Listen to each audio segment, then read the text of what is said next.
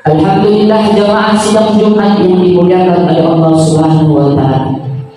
Marilah sama-sama kita meningkatkan kualitas ketaatan kita, kualitas keimanan kita kepada Allah Subhanahu wa Ta'ala. Karena tidak ada keuntungan yang lebih besar melainkan kita taat dan dekat dengan Allah Subhanahu wa Ta'ala. Dan tiada kerugian yang lebih besar melainkan kita jauh dari rahmat Allah Subhanahu wa Ta'ala. Inna akramakum indallahi atqakum. Sesungguhnya yang paling mulia di antara kalian, kata Allah, adalah kalian atqakum, orang-orang yang paling bertakwa di antara kalian. Innallaha la yanzuru ila suwarikum wa amwalikum walakin yanzuru ila qulubikum wa a'malikum. Sedangkan kata Nabi SAW dalam hadis, Nabi katakan bahwa Allah tak pernah pandang bentuk rupamu, warna kulitmu, siapapun engkau, dari manapun engkau, dari suku apapun engkau, melainkan Allah hanya melihat keimanan, akhlak, hati, dan juga amal dan juga kedekatanmu kepada Allah Subhanahu wa Ta'ala. Jika engkau dekat dengan Allah, maka mulialah engkau di hadapan Allah. Jika engkau jauh dari Allah, maka hinalah engkau di hadapan Allah. May yahdihillahu fala mudilla lahu wa may yudlilhu fala hadiya lahu. Seseorang yang Allah beri rahmat pasti akan dekat dengan Allah. Seseorang yang Allah sesatkan akan jauh dari Allah Subhanahu wa Ta'ala. Semoga kita yang hadir di sini diberikan rahmat hidayah dan juga diberikan keistiqomahan dan juga diberikan sesuatu yang menguntungkan kita dan diakui Nabi Muhammad sebagai umat Nabi Muhammad yang insya Allah mendapatkan syafaat Nabi Muhammad di hari kemudian. Syukur yang mendalam kepada Allah Subhanahu wa Ta'ala karena kita dilahirkan dari seorang ibu dan ayah yang muslim, sehingga agama sampai tengah-tengah kita melalui perjuangan baginda Nabi Muhammad SAW. Salawat kepada Nabi Muhammad, sang pencerah, pembawa dari zaman kegelapan hingga zaman terang-menerang, dari zaman jahiliyah hingga zaman yang sangat-sangat luar biasa. Agama kita cicipi sampai sekarang, kita rasakan, insya Allah bahagialah kita. Mudah-mudahan dengan kedatangan kita di rumah Allah ini, melaksanakan sholat Jumat, meluangkan waktu kita, menghilangkan kerja duniawi kita, khusus sebentar melaksanakan sholat, mendengarkan hadis, insya Allah mudah-mudahanlah kita kiranya mendapatkan syafaat dari Nabi Muhammad SAW. Amin ya rabbal alamin. Hadirin jamaah Jumat yang dimuliakan oleh Allah Subhanahu wa Ta'ala. Semua orang senang melihatnya. Semua orang suka melihatnya karena dia tampan, parasnya yang rupawan. Dia orangnya bersih dan jujur dan amanah. Semua orang sayang kepada dia, semua orang cinta kepada dia karena dia jujur, tak pernah berbohong walaupun sekali. Sehingga mereka menganggapnya, memberinya gelar Al-Amin yang bermakna terpercaya. Amin dari huruf alif, mim, nun, amanah. Maka ada akar kata menjadi amanah, jujur, terpercaya. Semua orang suka kepadanya. Siapa dia? Nabi Muhammad SAW. Orang suka karena kejujurannya, kepintarannya, kepandaiannya, kulitnya yang bersih dan wangi, wajahnya yang tampan rupawan. Lalu di mana orang mulai membencinya? Kapan orang mulai membencinya? Di saat dia naik ke bukit Jabal Abi Qubais. Dia mengatakan dikumpulkannya penduduk Makkah, dia berkata, jika aku katakan dari bukit Abi Qubais ini akan ada segerombolan yang akan memusnahkan, meluluhlantakkan kita, apakah kalian percaya? Semua penduduk berkata, sadaqnaka ya Muhammad, kami percaya wahai Muhammad. Karena kami beri engkau gelar Al-Amin, terpercaya, jujur, Lalu Nabi mengatakan, jika aku katakan dari balik bukit ini akan ada musuh yang menghancurkan kita, apakah kalian percaya? Sadaqnaka ya Muhammad, kami percaya. Lalu ketiga kali Nabi Muhammad katakan, jika aku katakan aku adalah Nabi diutusan Allah, aku diutus Allah untuk menyampaikan kepada kalian yang hak dan yang batil, yang salah dan yang benar, membuang tradisi jahiliyah kalian, dan mengatakan yang baik-baik masuk surga, yang jahat masuk neraka. Apakah kalian percaya? Di sini perlawanan mulai datang. Di sini kebencian kepada Nabi Muhammad mulai datang. Di sini perlawanan kepada Nabi Muhammad mulai datang. Perlawanan bukan dari orang lain, perlawanan bukan dari siapa-siapa, tapi perlawanan dari saudara-saudara, dari ayah kandung, dari paman itu sendiri, yaitu Abu Lahab. Apa kata Abu Lahab? Tabbat laka ya Muhammad alihada jama'tana. Celakalah engkau wahai Muhammad kalau untuk ini saja kau kumpulkan kami. Engkau yang selama ini kami anggap jujur amanah, ternyata mengumpulkan kami petinggi-petinggi Quraisy. Engkau hancurkan tradisi kami. Engkau mengatakan engkau nabi, engkau mengatakan bahwa engkau adalah utusan Allah. Celakalah engkau wahai Muhammad. Di sini kebencian mulai datang kepada Nabi Muhammad. Lalu Allah membela Nabi Muhammad, langsung Allah bela. Allah turunkan ayat Al-Quran. Apa kata Allah? Tabbat yada abi lahabin wa tab. Engkau yang celaka wahai Abu Lahab, engkau yang binasa, engkau yang hina. Bukan Nabi Muhammad SAW. Bahkan dalam tafsir dikatakan bahwa bukan hanya Abu Lahab yang celaka, tapi istrinya juga bernama Ummu Jamil, penjual kayu bakar, itu juga ikut celaka. Lalu di situ kebencian mulai datang. Akhirnya datanglah pemboikotan kepada Nabi Muhammad. Apa kata Ummu Jamil? Kata petinggi-petinggi, jangan pernah beli lagi produknya Muhammad, jangan lagi beli dagangannya Muhammad, jangan lagi pernah membantu dia, jangan lagi pernah dekat-dekat dengan dia, sampai ada yang mengatakan Muhammad gila dan tukang sihir. Bahasa kita dukun. Lalu pemboikotan tak sampai di situ, akhirnya didatangilah pamannya Nabi Muhammad, yaitu Abu Thalib. Mereka tak mau mengusik Nabi karena masih ada Abu Thalib, masih ada Khadijah radhiyallahu anha. Mereka tak berani memukul, membinasakan, membunuh Nabi karena masih ada dagingnya, masih ada orang yang disegani di kampung itu.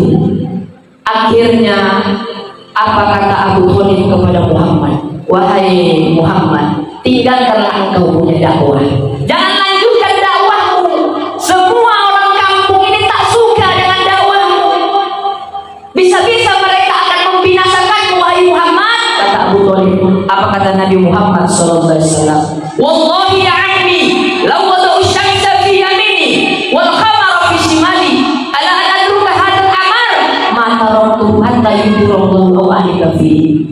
Demi Allah wahai paman, aku bersaksi di hadapan Allah, walaupun mereka meletakkan di tangan kananku matahari dan di tangan kiriku bulan, sampai terbakar tanganku, sampai binasa aku, tak akan pernah kutinggalkan ini dakwah walaupun satu langkah, tak akan mundur walaupun satu langkah.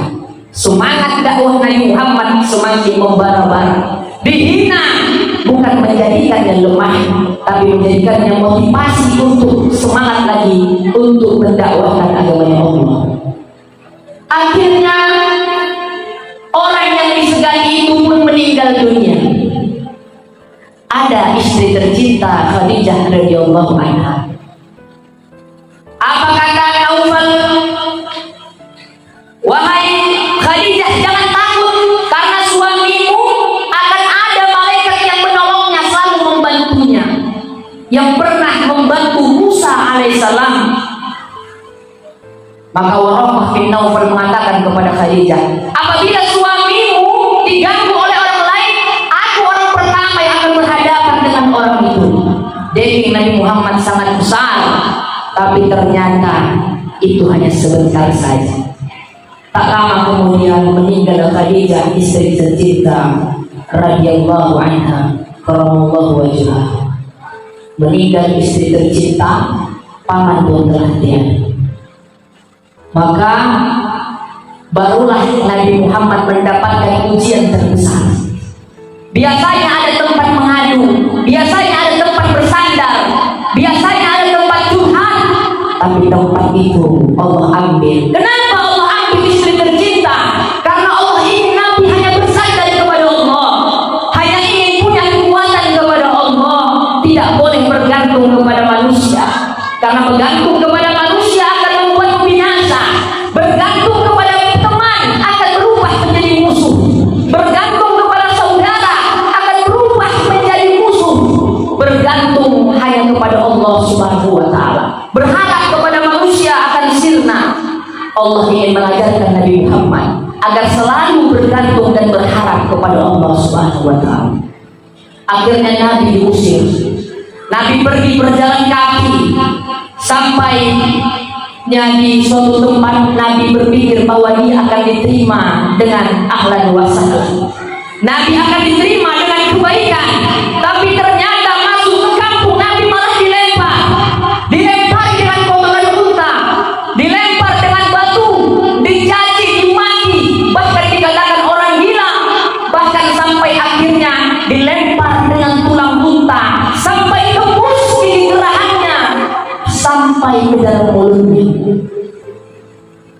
Akhirnya Nabi Muhammad SAW berlindung kembali bukit karena kejamnya, dengan muka yang penuh dengan kotoran unta, dengan berlumuran darah, dengan kejamnya, dengan dakwah yang beliau ajarkan, yang beliau bawa ternyata menyakiti hatinya. Hatinya sakit, jiwanya juga sakit. Nabi sampai kembali bukit berdoa kepada Allah, diangkatnya kedua tangannya dengan gemetar. Nabi mengatakan, Allah ayyuhum min aslabi man ya'budullaha wa rasulahu wa man yusyrik billahi. Apa kata Nabi? Ya Allah, di sini aku mengadukan kelemahanku. Aku mengadukan kelemahanku ya Allah. Biasanya ada tempatku bersandar, biasanya ada tempatku mengadu, biasanya ada tempatku untuk curhat ya Allah. Biasanya aku mempunyai daging, namun sekarang tiada lagi ya Allah. Semua orang membenciku, tiada lagi yang bisa menolongku ya Allah. Aku mengadukan kelemahanku ya Allah. Terserahku apa yang kau lakukan kepadaku ya Allah. Ataukah aku akan mati binasa, aku rela. Yang penting aku tidak meninggalkan ini dakwah. Nabi meneteskan air mata.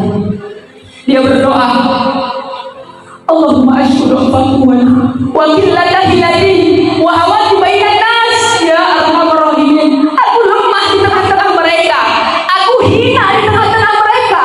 Mendengar malaikat, mendengar doa ini, gemetar bukit dan datanglah malakul jibal, malaikat terkuat penjaga bukit mendatangi Nabi Muhammad. Wahai Muhammad, dengan suara gemetaran, sampaikan kepadaku, mana bukit dan gunung yang engkau mau akan kutimpahkan kepada mereka, agar mereka rata dengan tanah. Wahai Muhammad, hatinya sakit, jiwanya sakit, pikirannya sakit, badannya sakit, berdarah, tapi mulutnya tetap berdoa, Allah ayyukhris min aslabihim man ya'budullaha wa rasulahu wa man yusyrik billah. Tidak ya Allah, aku hanya berdoa kepadamu, jadikan dari tulang sulbi mereka akan turun dan lahir anak-anak yang betul-betul taat kepadamu ya Allah. Doa Nabi terkabulkan 100%. Hari ini penduduk Taif beriman kepada Allah Subhanahu wa taala. Akhirnya Nabi pun pergi, sampailah di bawah pohon. Nabi istirahat dengan wajah yang sangat capek. Akhirnya ketika itu datanglah seorang hamba sahaya membawakan anggur kepada Nabi dan mengatakan,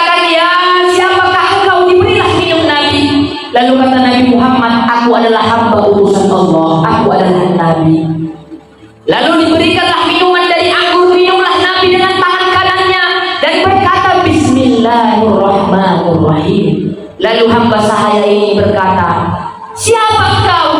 Baru ini orang minum membaca Bismillah. Dari mana engkau? Kata Nabi, aku adalah Nabi utusan Allah. Aku adalah Nabi Muhammad SAW. Apa kata hamba sahaya tadi? Berarti engkau sama dengan orang yang pernah ada di kampungku. Dia seorang Nabi juga. Dia diingkari oleh kaumnya. Kata Nabi, siapa? Engkau dari mana? Kata hamba sahaya tadi, aku dari Ninawi. Apa kata Nabi Muhammad? Ninawi? Iya, Ninawi berarti pernah juga ada. Itulah saudaraku, namanya Yunus bin Matta. Dia juga diingkari kaumnya. Dia lompat ke dalam lautan, ditelan dengan ikan dalam 3 kegelapan. Gelapnya perut ikan, gelapnya lautan, dan gelapnya tengah malam. Mendengar ini, Nabi Muhammad berkata bahwa ujian yang dia alami, cobaan yang dia alami, tidak ada apa-apanya dengan apa yang pernah dialami oleh Nabi Yunus bin Matta yang ditelan oleh ikan dalam 3 kegelapan. Akhirnya semangat Nabi datang kembali.